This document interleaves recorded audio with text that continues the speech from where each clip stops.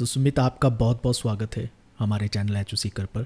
Finally तो आपने sixth attempt में जेआरएफ क्लियर किया, मुझे बता रहे थे, राइट? Yes sir. सबसे बड़ी चीज़ जी आपने सर। ना अपनी एप्लीकेशन पे लिखा था कि मैंने 5 बार अटैम्प्ट दिया, नेट हो जाता था, कुछ नंबर से रह जाता था और सिक्स्थ अटैम्प्ट में जेआरएफ हुआ। वहाँ पर एक आपने लाइन लिखी थी, वो लिखी थी कि Fortune favours the brave, right? कि यस सर। जो बहादुर होते हैं, किस्मत उनका ही साथ देती है। तो आज ये पता क्यों राइट इम्पोर्टेंट सर। होगा इंटरव्यू। आप रिसोर्सेज भी बताओगे, पढ़ना क्या, ये सारी चीज़ें बताओगे, ठीक है? ये ब्रेवरी आप लेकर कहाँ से आते थे, इसके मायने क्या होते हैं, इसका मतलब क्या होता है, और कितनी स्ट्रगल करनी पड़ती है, कितनी मेंटल पेन से गुजरना पड़ता है जब बार बार मतलब नेट क्लियर हो रहा है और जेआरएफ हाथ में आ ही नहीं रहा, 2-3 नंबर से रह रहा है बार बार। तो वो उठने की जो हिम्मत आती थी ना आप में, वो कहाँ से आती थी, कहाँ से लेकर आते थे, वो भी जानेंगे। इसलिए मैं ज़्यादातर कैंडिडेट वही शॉर्ट लिस्ट कर रहा हूँ जो हम अपनी ना स्ट्रगल्स बता सकें, जिन्होंने चैलेंज फेस किए हों। पिछला भी हमने जो कैंडिडेट लेकर आए थे अभिषेक, उन्होंने भी 3 बार अटैम्प्ट दिया, आपने तो 5 बार दिया, तो आप तो उनसे भी ज़्यादा स्ट्रगल्स किए हैं, ठीक है? तो और भी बहुत सारे वैल्यू इनपुट्स आप दे सकते हो। तो शुरू करते हैं आज, ठीक है, इंटरव्यू हमारी। और सबसे पहले हम जानते हैं आपकी एजुकेशनल बैकग्राउंड से। आप थोड़ा सा बताओ अपनी एजुकेशनल बैकग्राउंड के बारे में। सर मैंने बी ऑनर्स मेडिकल साइंस से किया था। उसके बाद मैंने एमए भी किया हुआ है मेडिकल साइंस से ही। और अभी तो मेरी पीएचडी चल रही है सर, यहाँ छतरपुर यूनिवर्सिटी है। रीवा में, सॉरी छतरपुर यूनिवर्सिटी है एमपी में, वहाँ से मेरी पीएचडी चल रही है। कि पीएचडी कर रहे हो आप साथ में? Yes sir. अच्छा, ग्रेजुएशन कहाँ से बताया किया आपने? सर मैंने रीवा, एक छोटा टाउन है, मतलब ओके। डिस्ट्रिक्ट है एमपी में, वहाँ एपीएस यूनिवर्सिटी से। और मास्टर्स? सर सेम यूनिवर्सिटी से, मतलब एपीएस यूनिवर्सिटी से रीवा। तो फाइनली अब जेआरएफ हो गया। और पीएचडी कब से कर रहे हो आप? सर पिछले साल ही एनरोल किया है। ओके। तो सही है, मतलब आप तो तुरंत ही जेआरएफ अवेल करा लेना जैसे ही अवार्ड लेटर आपके हाथ में आती है। यस। ठीक यस है। तो कौन से सोर्सेज से आपने पढ़ा था, क्या क्या, मतलब आप बता सकते हो? यूनिट वाइज ब्रेक डाउन करें अगर, तो बता सकते हो कि मैंने फर्स्ट यूनिट यहाँ से पढ़ा, सेकंड यहाँ से, थर्ड यहाँ से, क्या क्या सोर्सेज रहे हैं? और सर एक्चुअली सर मैंने यूपीएससी की जो तैयारी की थी, तो मैंने मतलब बाजीराव में जाके मतलब कोचिंग भी किया हुआ था। तो वहाँ सुधा रंजन मैडम है, तो उनकी जो नोट्स थी, तो वो मेरा एक काइंड ऑफ ध्रुव तारे की तरह हमेशा मेरे साथ रही। वो मतलब जहाँ भी मुझे कोई दिक्कत होती थी तो मैं उनको रेफर करता था, और बेसिक कॉन्सेप्ट मेरे वहीं से क्लियर हुए। इसके बाद मैंने उन्हीं की सलाह पर एनसीईआरटी के जो 11th 12th की जो बेसिक बुक होती हैं, उनको भी मैंने पढ़ा हुआ था। तो हम कह और सकते हैं कि आपकी ज़्यादा अ, जो हिस्सा प्रेपरेशन का था वो तैयारी सारी यूपीएससी ऑप्शनल्स पीएसआईआर से हुई है, जब आपने वहाँ से तैयारी की। यस सर, लेकिन पीसी मतलब जो यूपीएससी की तैयारी होती है सर, उसमें थोड़ा फैक्चुअल चीजें कम रहती हैं, एनालिटिकल चीजें ज्यादा रहती हैं। तो और जो फैक्ट्स को मतलब काइंड ऑफ एक्सट्रैक्ट किया है, तो मैंने आपके जो चैनल थे वहां पर भी मैंने बहुत सारी चीजों को, फैक्ट को एक्सट्रैक्ट किया। और नोट्स में तो थे ही सर, तो फिर राजेश मिश्र सर की बुक में भी बहुत ज्यादा हेल्प किया सर उसमें। हाँ सर, और मैंने आपकी जो आपने नोट्स भी निकाली थी, उसको भी मैंने मतलब रेफर किया था। उसमें जो पूरा मतलब अच्छे अच्छे जो हर यूनिट से थिंकर थे, तो वो वहां से भी बहुत हेल्प हुई सर। वो जो सब आपने पूरा लिबर्टी इक्वलिटी सबका पूरा थिंकर्स उसके जो हाँ, वो रिलेटेड थे रैपिड आपने फायर बताया, रिवीजन तो की मतलब बात कर रहे हो था आप, था। रैपिड जो रैपिड फायर रिवीजन ही बुक जी है। जी सर, उसमें ठीक है। उसमें मतलब बहुत अच्छा था। सबसे पहले यूनिट और वन जो पॉलिटिकल थ्योरी है, उसके लिए आपने क्या पढ़ा, कहाँ से पढ़ा? उसके लिए सर मैंने राजनीतिक सिद्धांत, जो एनसीईआरटी की 11th क्लास की बुक आती है, उससे आपने बहुत सारे कॉन्सेप्ट क्लियर किए हैं। तो मतलब पॉलिटिकल थ्योरी के जो मेन कंसेप्ट्स आते हैं, इक्वालिटी, लिबर्टी, डेमोक्रेसी, ये सारे आपने एनसीईआरटी से कवर किए। और वो हिंदी मीडियम में भी आती है, जी, वहाँ से कवर कर लिए। ठीक है। हिंदी मीडियम में भी आती है। और एक और पार्ट होता है पॉलिटिकल थ्योरी में आइडियोलॉजीज़ वाला, जैसे लिबरलिज्म, मार्क्सिज्म, ये सारा कहाँ से कवर किया आपने? तो एक्चुअली एक्चुअली सर, जो मैंने पढ़ाई की थी, सबसे पहले मैंने वेस्टर्न पॉलिटिकल थिंकर को पढ़ा था। तो वहां से जो पॉलिटिकल थिंकर अगर आप एक बार पढ़ लेते हो उसको पूरी तरह, तो फिर थ्योरी आपके लिए मतलब बहुत आसान हो जाती है, क्योंकि वही थिंकर घूम फिर के बार बार उन्हीं का रेफरेंस आके आप आइडियोलॉजी भी हाँ, उसी उनकी क्योंकि पढ़ेंगे, आइडियोलॉजीज़ में मार्क्सिज्म, भी उनके ही लिबरलिज्म। व्यूज़ पढ़ते हैं। सही कह रहे हो। ठीक है। यस सर, तो वो तो पूरा मतलब सिंक्रोनाइज ही हो जाता है इसके साथ। तो फिर वेस्टर्न पॉलिटिकल थॉट की बात कर लेते बिल्कुल। हैं, तो कहाँ से वो पढ़ा आपने? वो सर ओबी गाबा सर से पढ़ा, और कुछ मेरी जो नोट्स थी सुब्रंजन मैडम की, वहाँ से ओके। मैंने कॉन्सेप्ट क्लियर हुए थे। और सर एक और बुक है हिंदी की, मतलब हिंदी मीडियम में है, तो पाश्चात्य राजनीतिक चिंतक, ये सर लक्ष्मी नारायण बेनीवाल सर की है। तो वो बहुत मतलब वो मतलब उससे ओके, पाश्चात्य ये और मिल इंडियन जाती दोनों है थिंकर्स कवर हो मार्केट जाते हैं। मार्केट में, अमेजोन में, या यस अवेलेबल सर, है? Yes sir, easily available, easily available Hindi medium छात्रों के लिए, चलो। इजीली। ओके, और इंडियन पॉलिटिकल थॉट के लिए? सर दोनों, मतलब दोनों बुक आती हैं, मतलब जो पाश्चात्य राजनीतिक चिंतक हैं। तो अगर आप चाहें तो ओपी गावा सर की ले लीजिए, तो वो भी है। अब बाकी ओके। अगर आपको हिंदी मीडियम में लेना है तो ये पाश्चात्य राजनीतिक चिंतक और इंडियन दोनों मतलब उसमें मिक्स आता है, तो वो दोनों रहता है। डॉक्टर लक्ष्मी नारायण बेनीवाल सर की बुक है। अच्छा, बहुत अच्छी बुक है सर ये। वो दोनों बुक्स आती है और दोनों से अच्छा कवर हो जाए, सारे थिंकर्स मिल जाते हैं उसमें क्या? जी जी बिल्कुल, उसी के लिए तो बनाई गई है, मतलब चलो सही है, ध्यान में बहुत रखते सही। हुए उसमें। और कंपैरेटिव पॉलिटिक्स आपने कहाँ से पढ़ा था? उसमें सर मैंने कंपैरेटिव पॉलिटिक्स आती है, तो तुलनात्मक राजनीति उपराग जैन सर की बुक आती है, उसको मैंने रेफर किया था सर। और बाकी तो मेरा जो कुछ नोट्स थे तो उसको मतलब मैंने वैल्यूएशन किया था उस बुक से। और इंटरनेशनल रिलेशन? इंटरनेशनल रिलेशन में सर वैसे तो मेरी नोट्स काम आ गई थी, लेकिन एंड्रू हेबर्ट की कुछ कुछ चैप्टर मैंने सेलेक्टिवली पढ़ा था।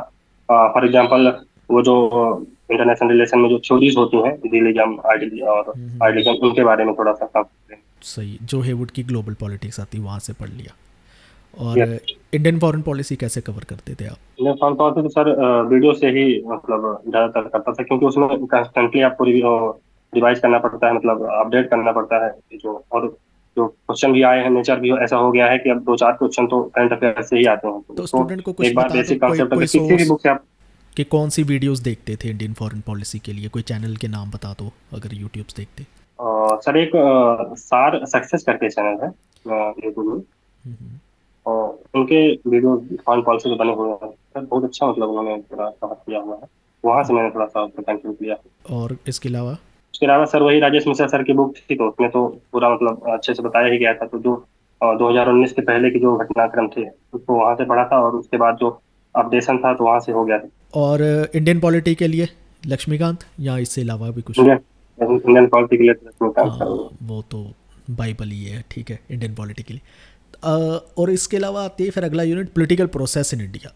वो पढ़ा था आपने उसके लिए कुछ? पोलिटिकल प्रोसेस इन इंडिया के लिए सर एक्चुअली उसी जो चैनल है सात सक्सेस, उसमें मैंने सर कम से कम 25-30 वो जो थिंकर्स हैं इंडिया से रिलेटेड, रजनी कोठारी और भार्गव, ये सब उनके मतलब 25+ थिंकर हैं। तो मैंने ये महसूस किया है कि मतलब जो क्वेश्चन आते हैं, लगभग 7-8 क्वेश्चन आते हैं, ज्यादा उससे आता नहीं है क्वेश्चन। तो दो चार क्वेश्चन फंस जाते हैं, और दो चार क्वेश्चन सर उसमें करंट अफेयर के भी रहते हैं, तो वहां से मेरा हो गया और है। Public administration?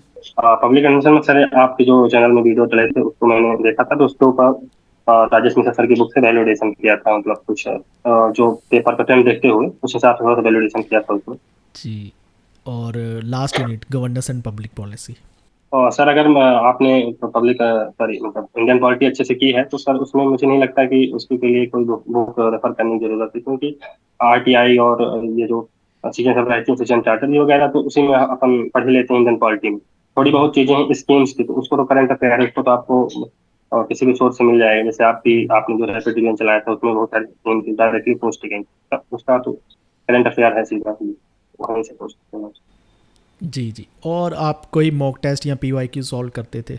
और सर पीवाईक्यू तो मैंने पूरे सॉल्व किए हैं, और मुझे ऐसा लगता है कि अगर आप पीवाईक्यू ही कर लें तो 20 से 25% तैयारी आपकी पूरी हो जाएगी। कितने साल विथ के पी वाई एक्सप्लेनेशन क्यू अगर आप लिखने। करने चाहिए स्टूडेंट्स को ना? सर मैंने पिछले 10 साल के पीवाईक्यू किए थे और तो, मॉक्स इसके अलावा और कोई देते थे? मैंने वो अच्छा। सर एक्चुअली मैं मॉक टेस्ट बहुत ज़्यादा नहीं देता था, क्योंकि मैं मेरा था ये था कि मेरे कॉन्सेप्ट बहुत अच्छे थे, मतलब मुझे कॉन्सेप्ट में कभी दिक्कत नहीं होती थी। ओके। बस मेरा ये था कि फैक्चुअल चीज़ें अगर आती थी तो थोड़ा सा मैं वहाँ पर थोड़ा सा ओके। मतलब दिक्कत होती थी मेरे को, तो वहाँ मैंने बहुत सारे वीडियो जैसे आपके वीडियो हो गए सर, और मतलब यूट्यूब में वीडियो है, वहाँ वहाँ से राजेश मिश्रा सर की बुक रही, तो वहाँ से वीडियो मतलब कंटेंट को इनरिच करते रहा। तो ये है। बढ़िया। अच्छा, एक और चीज़ है, पेपर वन भी पढ़ते थे आप कहीं से? कहाँ पढ़ते थे पेपर वन? पेपर वन के लिए सोर्सेज कौन और से? पेपर वन के लिए सर मैंने टीवीएस मदान सर की बुक को पढ़ा था, तो वो एक सिंगल पॉइंट सोर्स है वहाँ से। मतलब अगर आप कितनी अच्छी तैयारी करें तो वह उससे मतलब। और एक बात और है सर, अगर आप इतनी अच्छी तैयारी करके जाएंगे, आप पेपर में 60 से 65 या 65 से 70% क्वेश्चन ही डायरेक्टली आपको मिलेंगे, या तो आप उनको अच्छे से कंफर्टेबल कर पाएंगे। 30% क्वेश्चन तो आपको अपनी गट फीलिंग और जो आपका एक्यूमुलेटेड नॉलेज है वहीं से करना पड़ता है। तो ये मेरा थोड़ा सा एक वो था, मैं अपने समझता था, मतलब एग्जाम की मतलब किसी भी एग्जाम की आप पैटर्न देखो, आप मैक्स टू मैक्स 60-65 क्वेश्चन ही आप मतलब डायरेक्टली या तो आप सही सही कर पाओगे, या तो मतलब श्योर रहोगे। बाकी 35 से 30 क्वेश्चन आपको मतलब सर एक तो परिस्थिति के हिसाब से चलना पड़ेगा, ट्रेंड देखने पड़ेंगे थोड़ा सा, और अपने हिसाब से वहां पर मतलब आपको डिसीजन लेने पड़ेंगे कि अच्छा इसका ये हो सकता है, ये हो सकता है। उसके लिए आपका जो एक्यूमुलेटेड नॉलेज है, जैसे मैंने 5 बार पेपर दिया है, तो उसका नॉलेज बहुत काम आया, क्योंकि मैंने बहुत सारी स्पीच पेपर देता था, एमपीपीएससी भी देता था, यूपी टीचर्स भी देता था। तो उसके जो नॉलेज है, तो इस एनवायरनमेंट में मैंने फर्स्ट पेपर में बहुत सारा उसका नॉलेज आ जाता था। और शिक्षा मतलब वो जो एजुकेशन वाला से यूनिट है पेपर फर्स्ट की, वहाँ से भी बहुत सारे मतलब ऐसे क्वेश्चन आ जाते थे जो मॉडर्न हिस्ट्री के होते थे, या कि मैंने पढ़ा हुआ होता था, तो वो सर थोड़ा सा सिमुलेटेड नॉलेज फायदा रहता था। जी। और एक चीज़ और बता सकते हो आप, लाइक जब आप प्रिपेयर करते थे, मतलब तैयारी करते हो, तो बुक्स आपने ले ली, वीडियोस देख ली, तो उसके साथ क्या करते थे? नोट्स बनाते होते थे, क्या करते होते थे? कैसी मतलब इतने सारी यस सर, चीज़ें नोट। याद रखनी भी बड़ी मुश्किल है। कोई थिंकर की बुक आ जाती है, क्रोनोलॉजिकल ऑर्डर में जी पूछ लेते हैं, तो ये सारी चीज़ें याद रखना बहुत मुश्किल है। तो क्या स्ट्रैटेजी रहती थी पढ़ते वक्त? आप कैसे तैयार करते थे चीज़ें?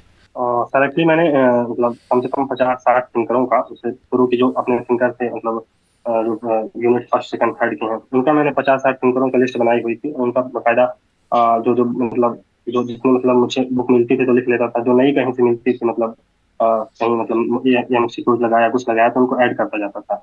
ऐसे ही मैंने इंटरनेशनल रिलेशन के लिए 50-60 थिंकर मतलब उनको सेलेक्ट किया हुआ था कि ये थिंकर महत्वपूर्ण है, और उनकी पूरी लिस्ट बनाए थे। उनसे मतलब कुछ कॉन्सेप्ट भी, जैसे मान example democratic peace theory Michael Doyle है, तो उनका कॉन्सेप्ट लिख के फिर उनकी जो बुक है तो उसको रेफर करके, या उससे रिलेटेड जो थिंकर है, कांट है, इससे प्रभावित है, तो वो कांट से प्रभावित है, तो ऐसा मतलब सर ऐसा नोट बना लेता की पॉइंट पे था कुछ।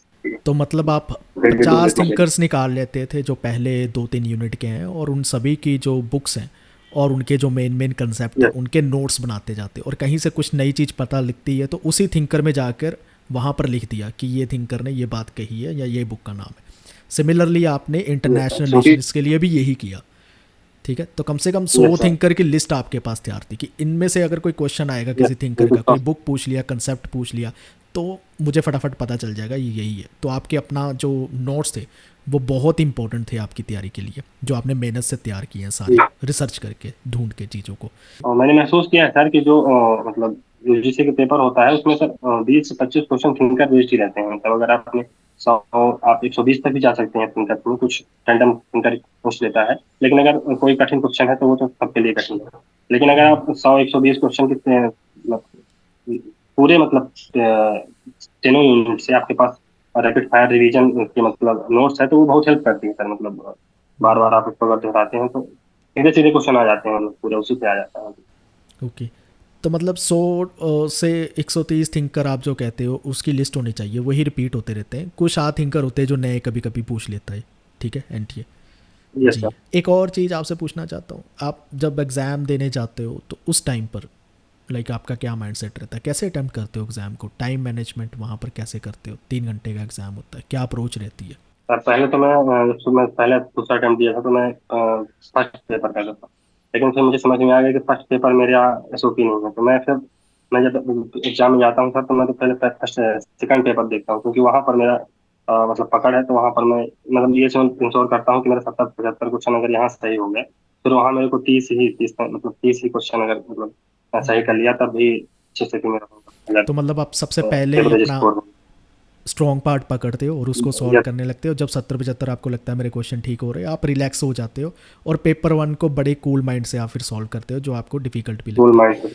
हाँ, और ये चीज़ भी आपको 1-2 अटैम्प्ट देने के बाद पता चली कि ऐसे हो रहा है, कि मैं इस अप्रोच से यस अगर सर, करूँगा तो तो मैं हाँ, ज़्यादा चांसेस है अच्छे रिजल्ट लेकर आने। क्योंकि मैंने सेकंड अटेम्प्ट में मैंने सर क्या किया था, मैं मैथ के क्वेश्चन हल करने लगा, तो वो मुझे बहुत टाइम आ गया। फिर इस चक्कर में क्या हुआ कि मेरा जो थ्योरी वाला सेक्शन था, जो मेरा मतलब स्ट्रांग पार्ट था, उसमें मैं टाइम नहीं दे पाया। तो फिर वहां से मुझे ये रियलाइज हुआ कि पहले इसको कर लेते हैं और फिर उसको जाएंगे तो अच्छा रहेगा।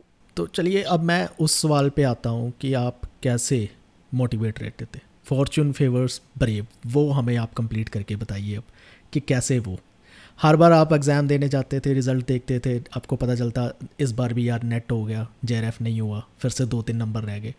तो अब पता है फिर से वही किताबें पढ़नी, पता है वही सोर्स होते हैं, आप ऐसे नहीं कि दोबारा से सारी पुरानी किताबें बेच आते हो, नई ले आते हो, वही दोबारा पढ़नी है, वही दोबारा नोट्स पढ़ने हैं। तो क्या करते थे, वो हिम्मत कैसे लेकर आते हो? सर एक्चुअली मैंने 1-2 अटेम्प्ट दिया, तो मेरा तो यही था कि मतलब 2-4 नंबर फिर रह जाता था। तो मैंने एक सर हैबिट बना ली कि अगर एग्जाम आना है, मेरे को देना है, किसी भी परिस्थिति में देना है, मेरी तैयारी हो ना हो उससे मुझे फर्क नहीं पड़ता था। क्योंकि अगर आप 1 2 3 बार अटेम्प्ट दे चुके हैं तो इतना तो हो जाता है कि आप मतलब बेसिक पे तो आप कर ही लेते हैं, मतलब ना भी पढ़ के जाएं फिर भी आप बेसिक कर ही लेंगे वहां पर, जो मेरा अनुभव है। तो मैं इस साल में बहुत अपने दोस्तों को जानता हूँ जिनकी तैयारी से मेरे लेवल की थी, मतलब 100 102 क्वेश्चन सही होते थे, लेकिन उनका भी रह जाता था। तो इस बार भी मेरे उतने ही हुए सर, मतलब 98 100 के करीब ही हुए हैं, लेकिन मेरा हो गया। इस बार उन्होंने पेपर नहीं दिया था, लेकिन मैंने सर हार नहीं मानी कि मुझे तो पेपर देना ही है। बीच में मेरा एमपीपीएससी का भी था सर पेपर, लेकिन मैंने फिर उसको किसी तरह मैनेज किया, और मैंने कहा इसका तो पेपर देना ही है, चाहे हो चाहे ना हो। और हम्म। एग्जाम रूम से जब मैं निकल के आया तब मुझे मतलब यकीन नहीं था कि होने वाला है, तो मैं तो दिसंबर की तैयारी करने लग गया था। ओके, आपने ये बात। दिसंबर के शुरू भी कर दी थी अभी? ये सर मैंने दिसंबर की शुरू भी कर दी, क्योंकि अब इस बार तो लगता है कि ना हो पाएगा, क्योंकि पेपर बहुत कठिन था सर, और कट ऑफ मैंने आपके चैनल में देखा था, प्रेडिक्शन तो एक तो मतलब 100 से तो ऊपर ही जा रही थी, तो मैंने कहा ओके, इसका आप तो मेरा, मैंने जब मिला भी लिया तो तब भी मैंने देखा तो मेरा तो इतना आ नहीं रहा है। तो मतलब ये आप ना एक बहुत बड़ी एग्जांपल हो स्ट्रॉन्ग डिटर्मिनेशन की, कि एक बार इरादा कर लिया कि जितनी बार एग्ज़ाम आएगा उतनी बार मैं अपेयर हूँगा, तैयारी हुई है चाहे नहीं हुई है, मैं देता रहूँगा एग्ज़ाम, यस कभी ना कभी ये एग्ज़ाम तो निकलेगा यस ही निकलेगा ना। और ये नहीं है कि आप हमेशा ऐसे ही बैठ जाते थे, जैसे अभी बताया कि आपने जैसे ही कट ऑफ देख रहे एक्सपेक्ट कर रहे थे कि बहुत ज़्यादा डिफ़िकल्ट एग्ज़ाम है और कट ऑफ का पता नहीं है शायद क्लियर करे कि ना करे, आपने दिसंबर की अटैम्प्ट भी शुरू कर दी उसी के साथ, साथ साथ तैयारी करने में और मेहनत करने से भी भागते नहीं थे आप। तो ये दो चीज़ बड़ी निकल के आती है, एक है स्ट्रॉन्ग डिटर्मिनेशन, एक बार कर लिया फैसला तो कर लिया, दूसरा है उसके साथ तैयारी बार बार करते जाओ, नेवर गिव अप की एग्जाम्पल आप सेट करते हो।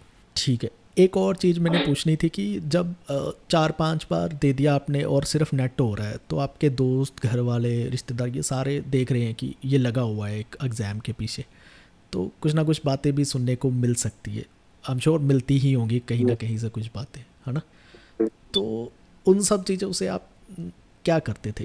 या तो आप ऐसे इंसान बन गए थे कि एक कान से सुनते थे दूसरे से निकाल देते थे, क्या करते थे आप, कैसे हैंडल करते थे? ये भी एक अलग प्रेशर डालता है स्टूडेंट्स पर। कुछ स्टूडेंट्स इतना पर्सनली या दिल पे बात ले लेते हैं लोगों की, ठीक है, चाहे उनके घर वाले कभी कभी सुना देते हैं, कि डिप्रेशन में भी चले जाते हैं इतनी अटैम्प्ट के बाद, ठीक है। तो आपने इन सब चीज़ों को कैसे हैंडल किया?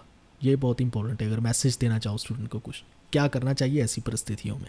पर देखिए हम लोगों का 1 2 3 मतलब जो हमारे मतलब फ्रेंड्स हैं, 2 3 लोगों का सर्कल हुआ करता था।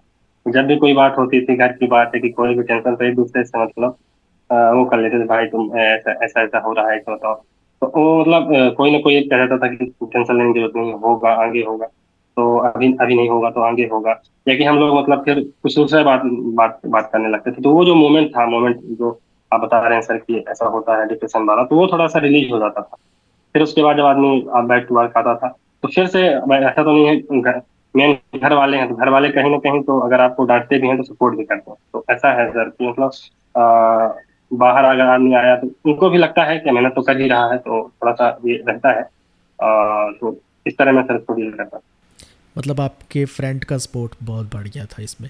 हूँ। यस सर, मतलब वो कॉन्स्टेंटली मोटिवेशन में रहे। और अभी जो इसका रिजल्ट आया था, तो मैं तो मतलब मेरे को तो वो नहीं था सर कि होगा, उसने ही मतलब कॉल किया कि देखो तुम्हारा रिजल्ट आया है कैसा है। मैं मतलब जब रिजल्ट खोल रहा था तब तक मेरे को लग रहा था कि यार ये इसको फिर से बोलना पड़ेगा कि मेरा नहीं हो रहा है, लेट हुआ है भाई। और तो पता नहीं मैंने देखा तो उसमें JRF लिखा हुआ था, तो मतलब वो खुशी अलग, मतलब अलग लेवल की खुशी थी जी कि जी चलिए कोई तो है सपोर्ट करने वाला, सोच रहा है बात। जी, ठीक है। और लास्ट में कोई स्टूडेंट को मैसेज देना चाहते हो, फिर हम इंटरव्यू क्लोज करते हैं। तो सर अगर मतलब जैसे मैंने बहुत सारी बुकों का नाम बताया है, लेकिन ऐसा है कि आप उनको लास्ट टाइम रिवीजन नहीं कर सकते हैं, तो आप एक रेफरेंस बुक बताइए, रेफरेंस बुक रखिए अपने पास। फॉर एग्जांपल अगर आप हिंदी मीडियम के हैं तो मैं तो राजेश मिश्रा सर को प्रेफर करूंगा। और अगर आप इंग्लिश मीडियम के हैं तो कोई भी एक स्टैंडर्ड बुक, चाहे अरिहंत की हो कुछ की हो, जिसमें सारी यूनिट आए, फिर आप उसको मतलब एक रेफरेंस बुक रखिए, और फिर उसमें आप वैल्यू एडिशन हमेशा हमेशा करते जाइए।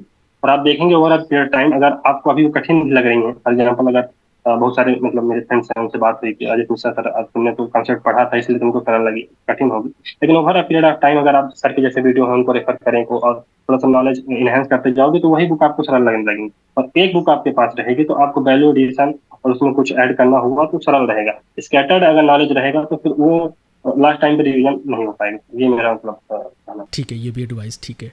और इसके अलावा कोई एडवाइस देना चाहते हो उनको? सर यही है कि अंतिम तक लड़े हैं, मतलब अंतिम तक आप प्रयास करते रहिए। और ये है कि एक आप हैबिट बना लीजिए, बस पेपर देना है, मतलब ऐसा नहीं है कि इस बार नहीं हुआ तो अब नहीं नहीं देंगे। क्योंकि मैं बहुत सारे लोगों को जानता हूँ सर कि इस बार उन्होंने पेपर नहीं दिया और सेम मेरे तरह मतलब उनका रिजल्ट, अगर वो इस बार मैदान में होते तो हो सकता है कि उनका भी हो जाता, क्योंकि नॉलेज बेस तो उनका भी सेम ही था, बस इस बार थोड़ा सा पेपर कठिन है। जब पेपर कठिन आता है तो आपका एक्यूमुलेटेड नॉलेज होता है, वो थोड़ा सा फायदा करता है। तो अगर आप दे भी रहे हैं तो बार बार दीजिए। और इस एग्जाम का सबसे अच्छा प्लस पॉइंट है कि एक साल में 2 बार होता है, तो वहां पर आप डिरेल नहीं होते हैं। स्टेट पीएससी है कि आप दूसरे एग्जाम आप देंगे तो वहां पर डिरेल हो जाते हैं और प्रिपरेशन अच्छे से हो नहीं पाते, तो ये बहुत मजबूती है। प्रोसेस में आप अगर बने रहेंगे तो आज नहीं तो कल होगा ही। जी जी सुमित, इतनी सारी हमारे साथ बातें करने के लिए, एडवाइसेस देने के लिए, सजेशंस देने के लिए बहुत बहुत शुक्रिया। मुझे उम्मीद है स्टूडेंट्स ने, आपने कुछ ना कुछ सीख ही लिया, उन्होंने एक्सट्रैक्ट कर ही लिया होगा कि सुमित ने ये कहा यहाँ से हम ऐसे ही अब तैयारी करेंगे, या कुछ ना कुछ आप उन्हें इंस्पायर कर रहे हो कि कैसे बने रहते हैं इतनी अटैम्प्ट में और कैसे फाइनली जेआरएफ लेकर ही आते हैं। ठीक है, तो हमारे साथ जुड़ने के लिए सुमित बहुत बहुत शुक्रिया आपका। Thank you for giving us your time. Thank you. Bye. Okay, thank you.